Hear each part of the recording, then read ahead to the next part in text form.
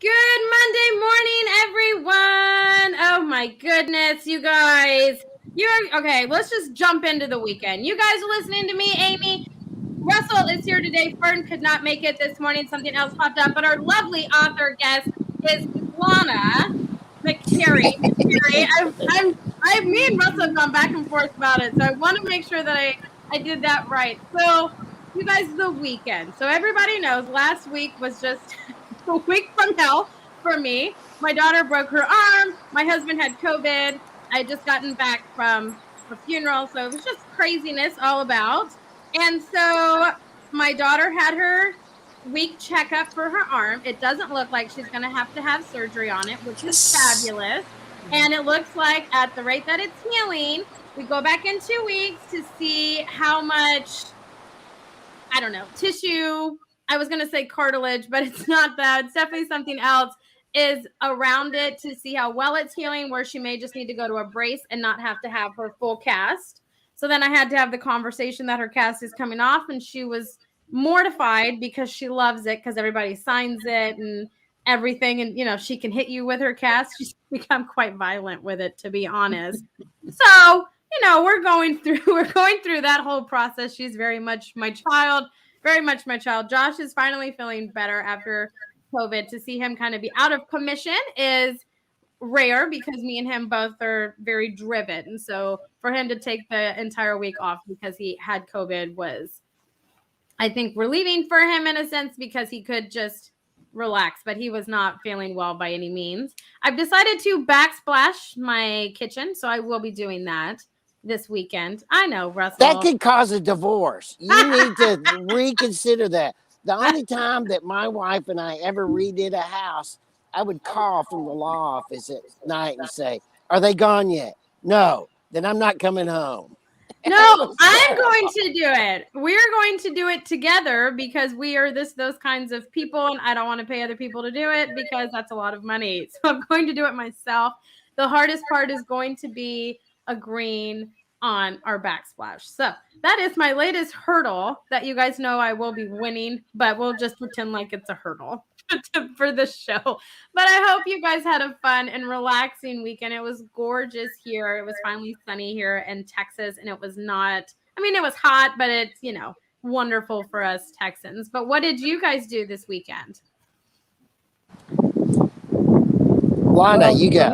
For me, weekends are for writing because I don't have appointments during the weekend. I block that out.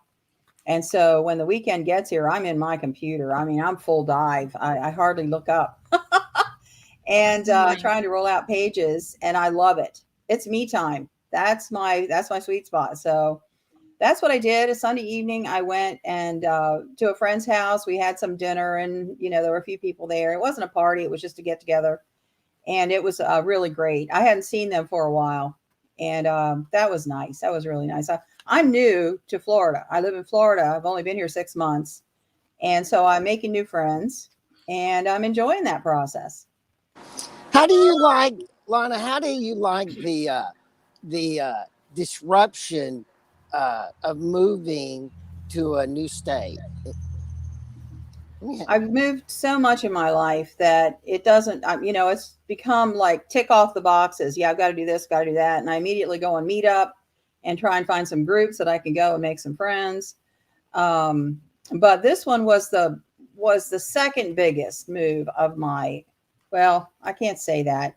I lived in the Caribbean 14 years. We're talking 1,500 miles south of Miami. So yeah, that was the biggest move of my life. But these were pretty big. I moved from Delaware to Arizona in 2021. And then in 2022, I moved from Arizona to Florida. We're talking a 30-hour drive to get, back and forth there. But I'm a roamer. People say, oh, you're a Sagittarius. That means you like to travel. Well, I don't know. Life circumstances happen, Yeah. It's not like I'm out there looking for it. I totally agree with it. In fact, it's a part of my philosophy that the older I get, the more I need to do to disrupt my life so I can feel the movement of time. And so when the opportunity came to move from Houston, where I'd lived for 40 years, to Atlanta about a year ago, I took it. I love it. And it very much disrupted my life too. So I totally get that. And that sounds like a great weekend. I actually flew back to Houston this weekend to go to Little League games of grandchildren. Oh, I love it. And I got to tell you, you can see I was burned to a toast. It was hot. It was sunny. There was no shade. Those poor little girls burned up. I was like, they need to be sprayed down with more suntan resistant. It was so hot. And I had forgotten how hot Houston can be. You know, Houston, it's winter, a little spring, and then boom, you're in the middle of summer. And this weekend in Houston was the middle of summer. It was so nice, though. It was like 90. I'm pretty sure it was like, at least here, right? I'm an hour and a half north of North Houston. So it was like 90 here. It was pretty hot. You know, you burn to a crisp outside. But man, I can't wait for those days, like for softball and just be sitting out there, because I will be the mom on the sidelines that's just like, you know, swing it up, throw it. Why aren't you hitting? Like, I will be the crazy mom. I've already come to terms with this. Okay, well, it was one of the magic parts about the weekend for me.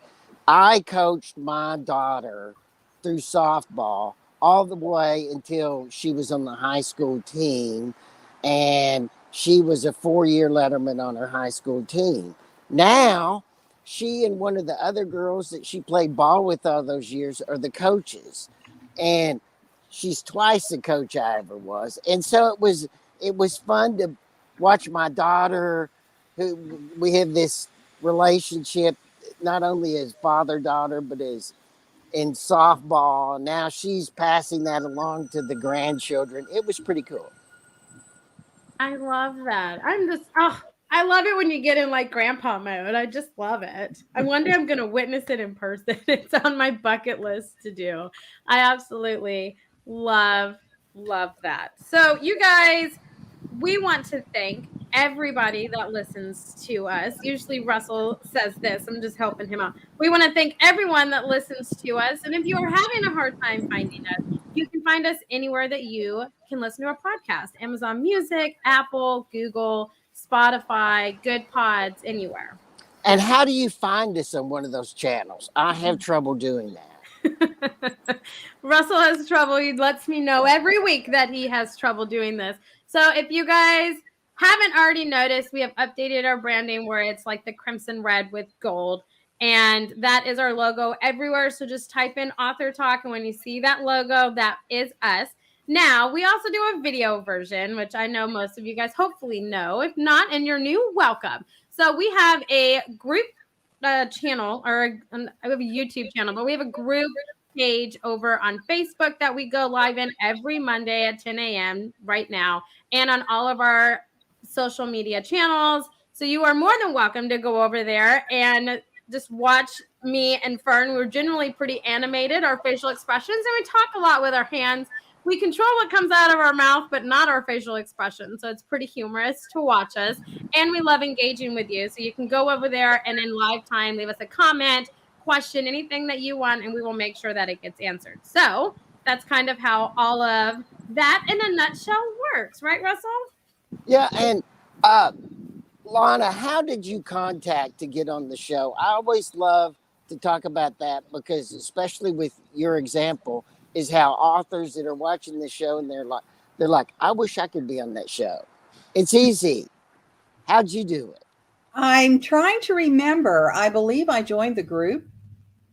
And you joined the group, yeah. But we had connected on LinkedIn, and we were messaging back and forth. And that's when I think I had shared an author talk later in the week, and you're like, oh, I would love to be on that. And see, getting in my DMs, you guys, is the best way to get in contact with me. Emailing me is rough, okay? To be honest, it is rough because I get like 2,000 emails a day. So direct messaging me like Lana did in the LinkedIn, Facebook, Instagram, however you find me, is the best way to get on our show, to get scheduled, or just to, chit chat with any of us. We're all open books on all of our social media channels. So it's been fun. It's a fun adventure. Right, Russell? How many years have we been doing this, Russell? We've been doing it 8 years. Lana, we had to actually force Amy to be on this show when we started. She wanted to just be behind the camera, and we had to blackmail her and find out little ways to get her on the show. And now you couldn't get her off the show. It's great.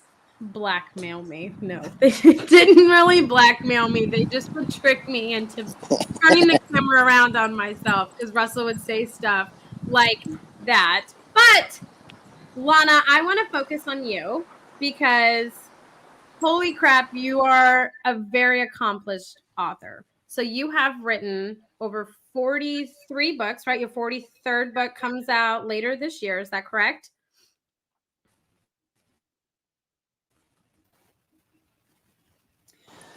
I'm sorry, the camera blipped and I didn't hear the end of the statement that you just made. I said, so you have published 43 works so far, and your 43rd one comes out later this year. Is that right? Correct. Awesome. So tell us how you got into being a writer and a ghostwriter, because you are an international best-selling author. You've won so many awards that we're going to kind of dabble into, but how did you fall into writing? It was really interesting, because people say, oh, you must have been writing from the time you were, 6. And no, I wasn't. I went to college. I majored in education with an English minor. So yeah, I'm an English teacher, but I wasn't a long-term English teacher. I had the creds. I taught English 1 year, high school English. That was not my passion, but what it did was it set me up to become, understanding the mechanics of writing, grammar, punctuation. I had all that part, but I hated writing. I hated college papers. Are you kidding? I would sit there staring at this blank page going, oh my God, I have no idea. I did well at them, but I struggled, and it took me a long time. So when I got out of college, I got married in my senior year of college and started having babies once a year. Baby number 1, baby number 2, baby number 3. And I had 7 children in 12 years. Wow. So baby number 3 was on the way. And I had 2 toddlers, small toddlers. And so my mother-in-law brought over this stack of women's magazines. I never really was into women's magazines, and she wasn't either. She didn't have them at her house. She didn't subscribe. I think she went to the library and they were giving away free magazines. I don't know what prompted her to pick up a stack, that tall and bring it to my house. Now I'd call that clutter, but I was really bored. Diapers and, on and on. The work was unending, but it wasn't mentally stimulating. And I always challenged myself in college. Yeah. I very seldom took a break in college. I was on it because I love learning. So I just picked up one of those magazines and opened it up, and it said, you can write children's books. This full page ad was text. Well, I didn't like to write. Put that away. Picked up another one. You can write children's books. I mean, it was like right in my, awareness, like bam, right in my face. So I thought, there's something to this. Maybe I should they had a little application for aptitude test. So I filled it out and mailed it in. Of course, this is way back in the day, right? This was before the internet. And I got my test. I took it, and they said, you have a tremendous aptitude for this. And on the one hand, I was thinking maybe they're just trying to sell me the course. On the other hand, I'm like, maybe I should just try it. It was $300 for this correspondence course. And my husband was making $7,000 a year at that point. He was on the bottom of the bottom end of the pay scale. And he was teaching in a private school. It was awful. Of course, I couldn't work, putting out baby after baby. So I felt like I was asking him for a Cadillac. I took him that thing at $300. How in the world are we going to do it? We didn't know how we were going to heat the house in the winter. Yeah. So yeah, somehow we did it. I took the course, and what I found out was creative writing is way different from academic writing, because I was a voracious reader. When I was in the 4th grade, I cleaned out the library at my middle school. I got to the point where I stopped looking for all, I just went book after book after book. Okay, I'm 10 books in. Now I'm going to check out 11 and 12.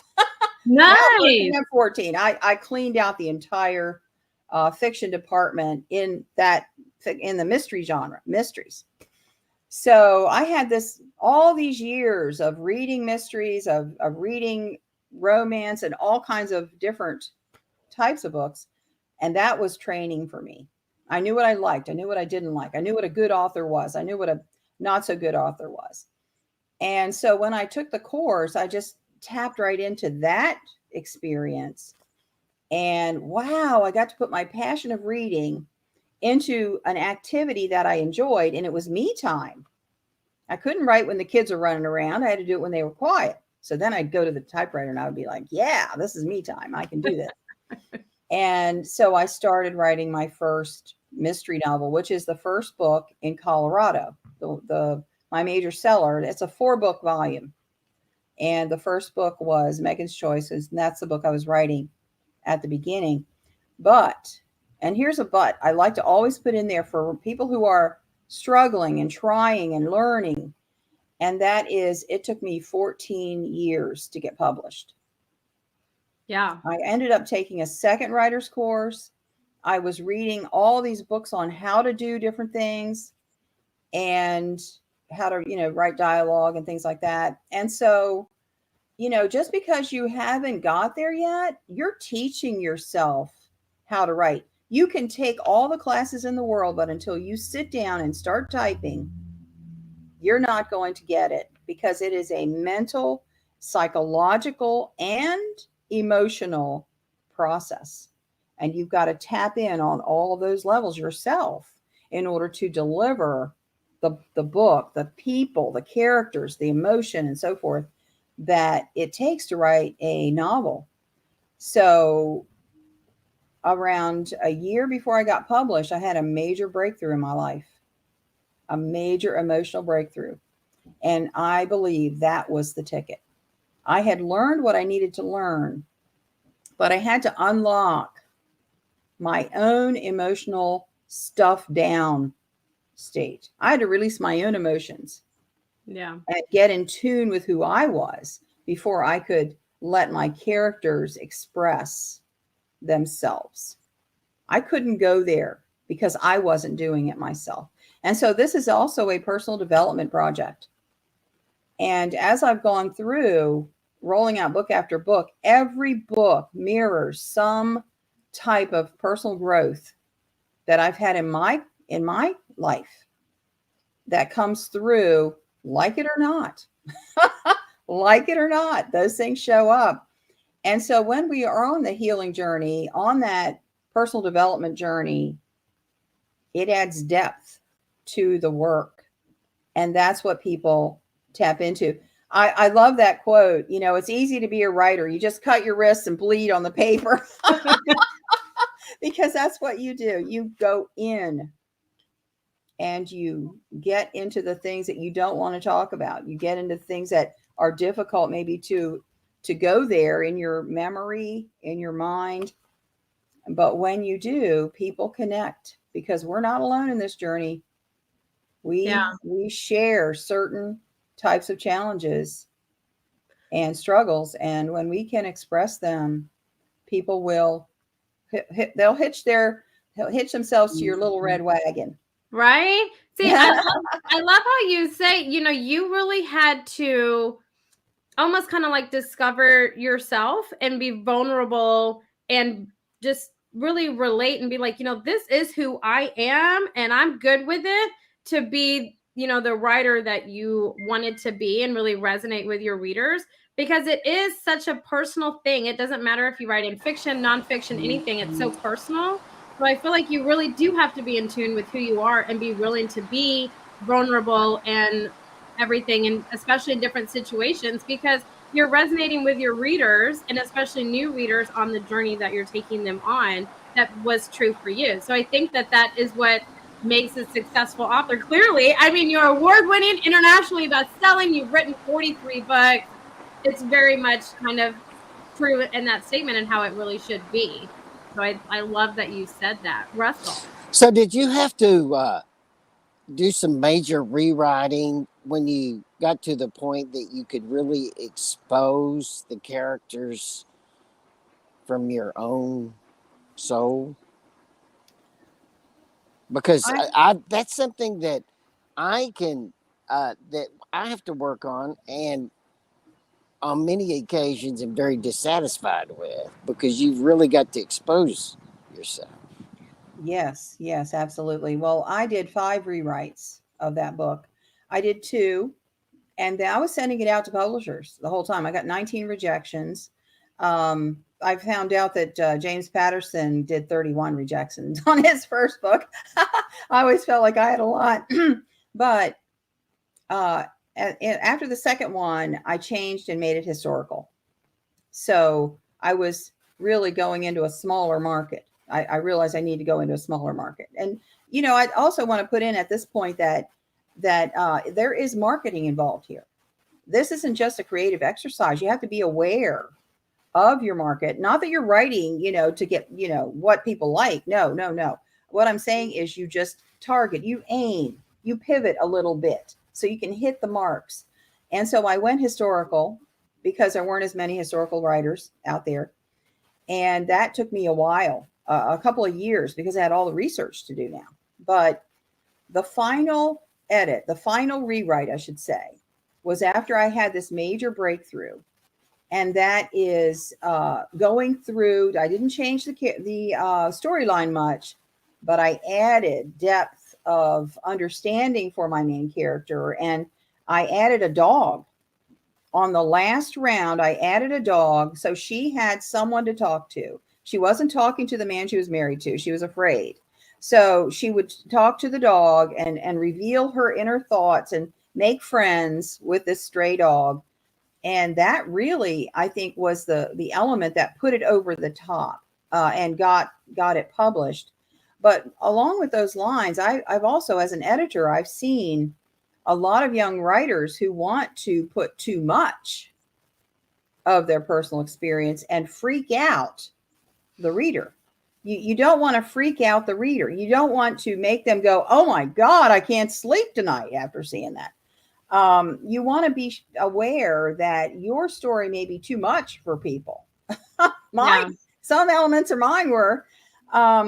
And, if you've been, attacked or molested or, these horrible experiences, yes, you can say that happened, but you don't have to be graphic and, go into dark places that are going to disturb and traumatize your reader. You don't want that to happen. So knowing where the balance is of sharing enough and giving the emotional element of it more than the details, of some horrible things that do happen. You can mention them, but you don't have to be, detailed and graphic about it at the same time. So yes, I did rewrite after, and it was that last round that added the depth to the book. And when that book, I had someone look at that book within 3 months, I had a contract, and that started my career.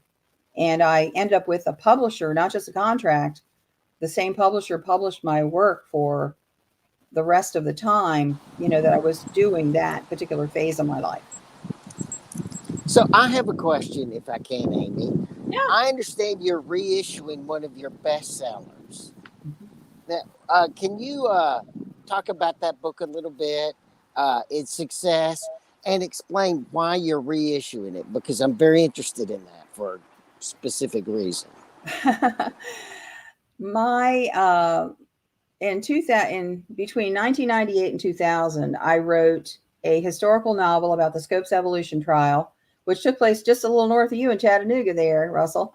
It was a 1925 landmark case involving William Jennings Bryan and Clarence Darrow, very famous people of the day. And a famous movie made on it. Yes, Inherit the Wind was a movie made from it. And I'm in writing mode now, and I'm rolling out 1, 2, sometimes 3 books a year. And so I'm on a venture. I just went to this seminar at the University of Delaware. Our family was traveling at the time, and there was nothing to do one evening. Somebody called up and said, "Hey, there's a seminar over at the University of Delaware. You want to go?" I'm like, "Okay, we don't have anything to do." And when we were there, the speaker mentioned an aside. He said, "The Scopes trial was a complete sham. Nothing that you see in the movie or in where they talk about it in the history books was true." Well, they had my attention. They had my total attention now. Right. So I went and I got the biographies of the 3 main players, William Jennings Bryan, Clarence Darrow, and John Scopes. And I read 3 biographies in the same week and found out it was a sham. They all agreed. All 3 stories agreed exactly. And so I thought, I'm writing that. Well, how was it a sham? Explain that. Instead of John Scopes being this young, enthusiastic teacher who was teaching evolution, there was a court case. No, the ACLU wanted to bring up a court case because Tennessee had just passed a law against teaching evolution in the schools. First time in the U.S. that happened. So the ACLU put out an ad in the local papers in Tennessee saying, we're looking for a test case. If you've taught evolution, then we want to talk to you to be our test case to see if we can bring this to the Supreme Court. So the city fathers in Dayton, Tennessee, is a little backwater town north of Chattanooga. It was a failing mining town. And the city fathers got together and they said, "Hey, we got a chance to bring this case to Dayton. Wouldn't that be great? Can you imagine? William Jennings Bryan, Clarence Darrow, the media would be crawling all over this, and we would have so many people in the town." And the town boosters were like, "Hey, we need to do it." They said, well, they called in the biology teacher. He said, "Absolutely not. I've got children. I've got a family. I'm not doing that. My name will be mud forever. I will never get over it. I'm not doing it." They're like, "Okay, well, who else, Mr. Biology Teacher?" He said, "Well, John Scopes substituted for me one time, but I don't think he taught evolution. I didn't even have it on the docket at that point." They said, "Okay, fine, John." He was a physical education teacher, just his first year of teaching. He was on the tennis court. They called him in. He came in all sweaty and it was, in the middle of summer, and they said, "Hey, John, we need somebody to stand in for this. And you taught, Mr. Biology Teacher's class one time." He said, "Well, I didn't teach evolution. I don't even know what evolution is about. I never studied it. I don't even know what it is." They said, "Well, it doesn't matter. We're just going to set the case up and we're going to make a big deal and you'll be the star. And come on, John, help the town out now, buddy." 20-some years old kid. He's like, "Okay, can I have a soda?" So they brought him a soda. So, that man's life was ruined. Yeah. After the case was over. He actually went to Brazil and started a whole new life in Brazil to get away from what he faced there. So that was a setup, and it was a setup. There was nothing true about it. He never taught evolution. He was not out there, some activist. No, he was just a kid teacher. They actually coached the witnesses to testify against him, to lie on the stand. That's validated. I saw the videos of the 3 boys who were coached. I saw a video of them when they were in their 60s and 70s. They did a video in Dayton just for, history record. And they talked about how they sat in the back seat of a car and someone coached them what to say on the stand because they had no idea what evolution was. They never heard it before. They never had it in school. Because they wanted John to be convicted so they could take it to the Supreme Court. So that's really what the setup was. And then, of course, the big names got wind of it. Promotion. I mean, promotion galore. And the ACLU didn't even want Clarence Darrow. They wanted their own team. They had Dudley Field Malone and some of these other guys. They wanted their team to do it. But Clarence Darrow went over there and said, "Hey, I'm in. You're going to put me in there because I said so." And they did. So he was kind of like window dressing, because their team was actually running the the prosecution, and then William Jennings Bryan showed up. He wasn't even practicing law at the time. He was selling real estate in Florida. And so one of the humorous elements of the book is to highlight some of these people and some of the things they were doing, because, when court was adjourned, he was out, William Jennings Bryan was out there on the sidewalk handing out flyers, selling real estate in Florida. Oh, wow. Yeah. Oh my gosh. Oh my. Okay, this is a spectacular interview, Lana. I love this. You're giving us new information about something just totally interesting, and I love it. Who would have thought this interview would gone this way? I love it. This is truly like sitting around having coffee and having a conversation. This is awesome. Now you know why I was so excited to write the book. And I went to Dayton twice. I met with Richard Cornelius, who was the historian in town. He's passed away now, but he took me. He took me in his personal car and drove me around Dayton and said, "That's where so and so lived. This is where so and so lived, and this is where this happened," and just literally opened the world to me. He had files and files of things from the day, and he took me to his office. He showed me everything, and then he read the entire 400-page manuscript and gave me advice about how to make it accurate, because I wanted it to be absolutely accurate.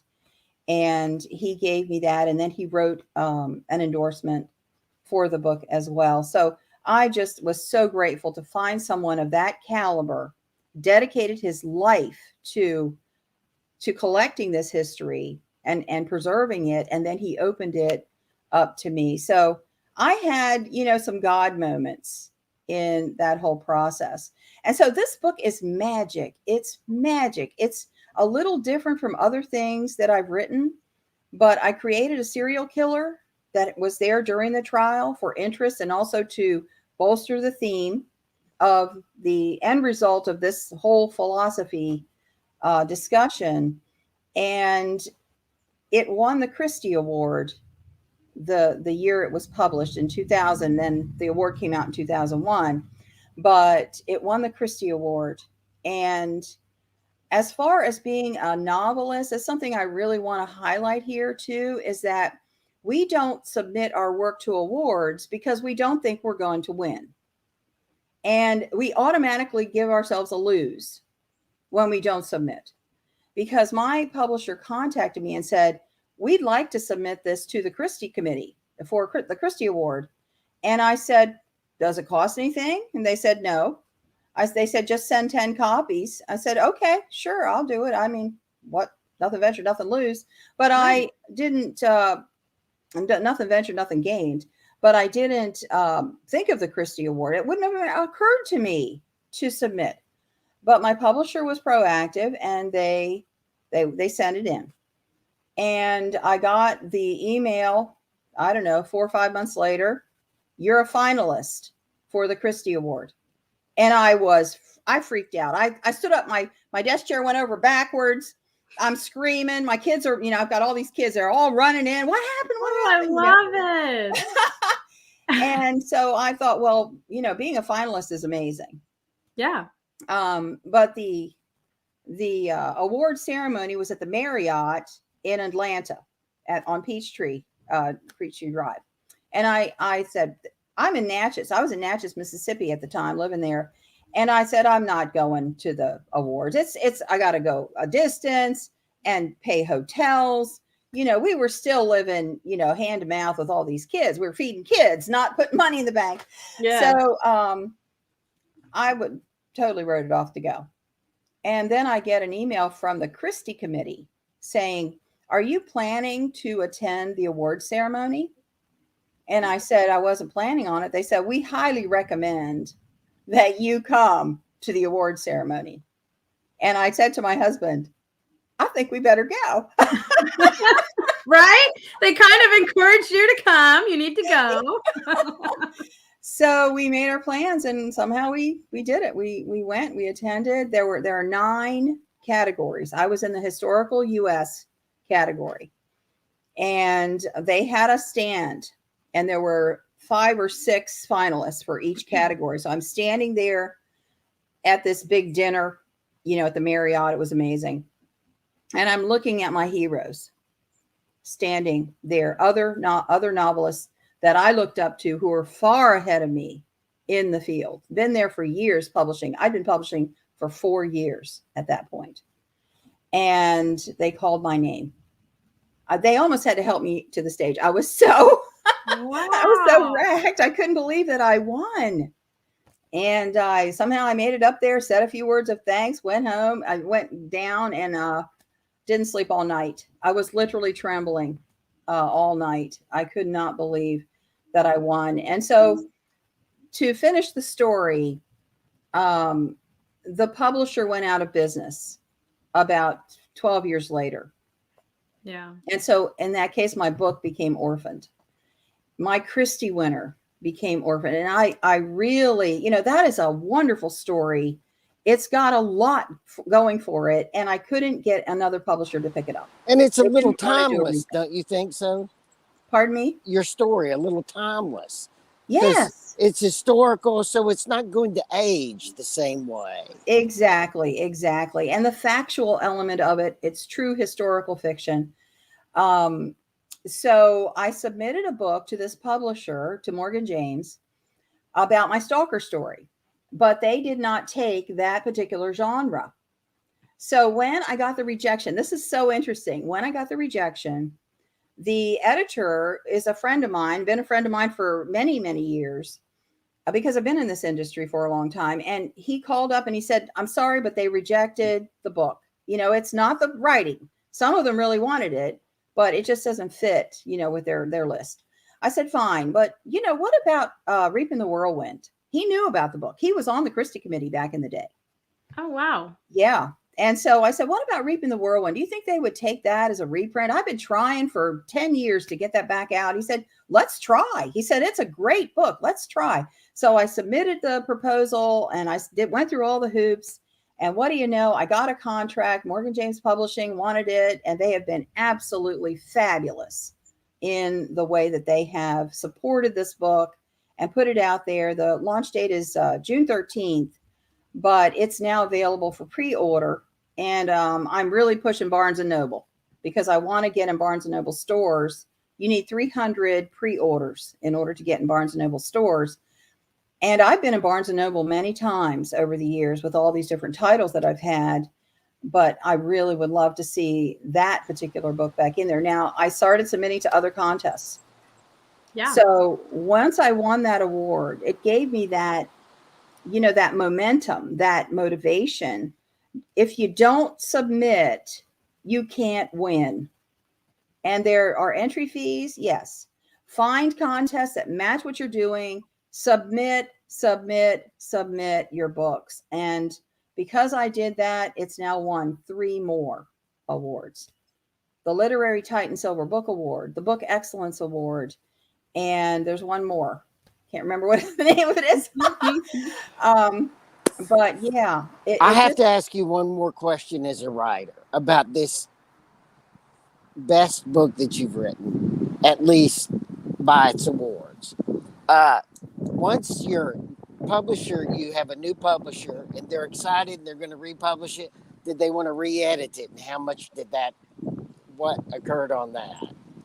The book is exactly the same. The contents of the book, the story is exactly the same, except I took off some back matter. I had 2 appendices with William Jennings Bryan's final closing argument. I had an index. I had some other materials in the back supporting the history, which I left off.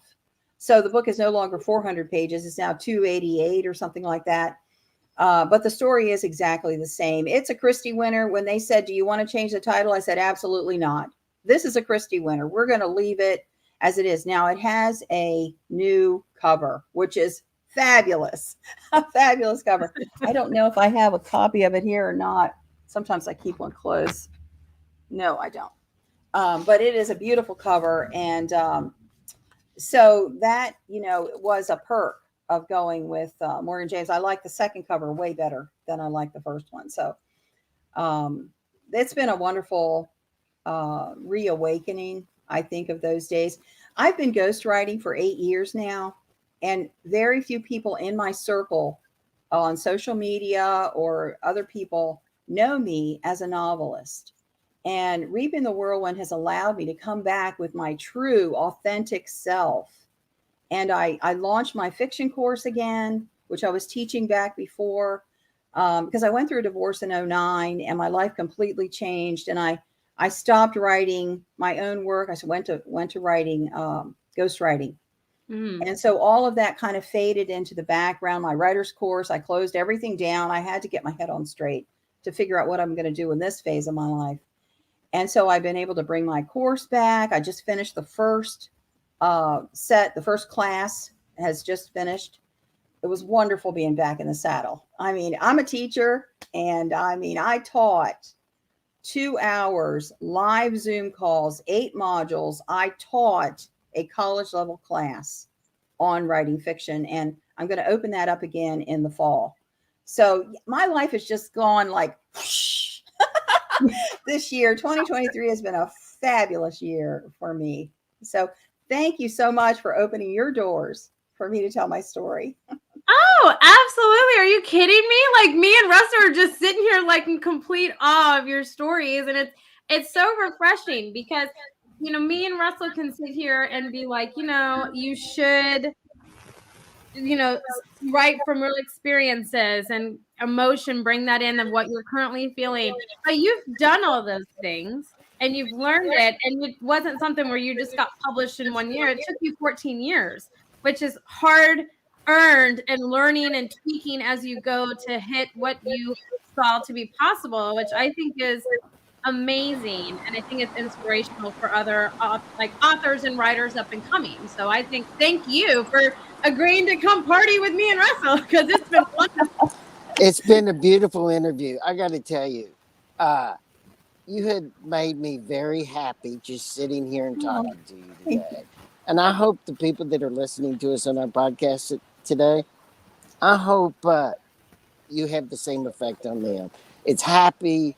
It's encouraging. A lot of people listen to us that want to be writers. And I think that that was a perfect part of your interview. And I love your Stokes in part of the interview too. I love that.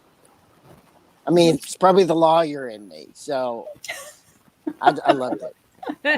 Thank you. Thank you so Definitely much. the lawyer in him for sure. But we are just so excited. We will have to have you back to continue this conversation, because we didn't even get to touch on most of the things that me and Russell told you we wanted to talk about, which is one of the beautiful things. And it's why me and Russell have loved doing this show. And Fern, you were deeply missed on this episode, but we have loved doing this. And we just love getting to hear your story and your passion, how you got to writing. Everybody's journey is different. And that's what is so beautiful. The world would be so boring without authors, especially historical fiction authors as well. So it has just been, the privilege is mine and Russell's to get to talk to you. So thank you so much for joining us today.